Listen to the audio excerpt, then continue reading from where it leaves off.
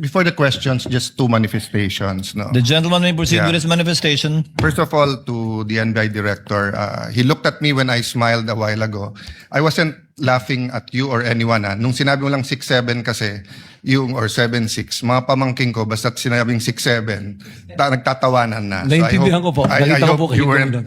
yung iba kasi hindi, baka akala ko anong I ibig understand sabihin. po. And we're on Yes, TV, so we can be on opposite sides, but we can be very professional, di ba? Salamat So, po. the second manifestation, Mr. President and Honorable Presiding Officer, you know, much have been said about technicalities, humahaba to, may mga relevant, irrelevant. So I just want the prosecution and defense to know, because we're gonna go on a short break. Short lang naman, SONA sa Monday kontra SONA sa Tuesday, makikita tayo sa Wednesday.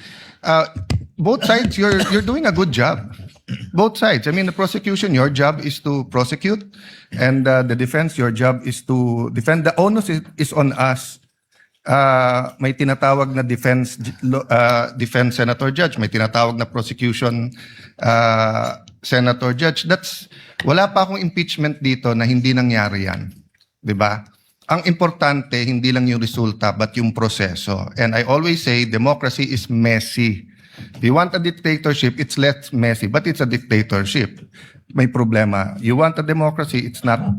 Di ba? Having said that, I have a lot of questions, but I want to show Senator Raffy Tulfo some good faith, because he always shows me good faith when we're in the lounge.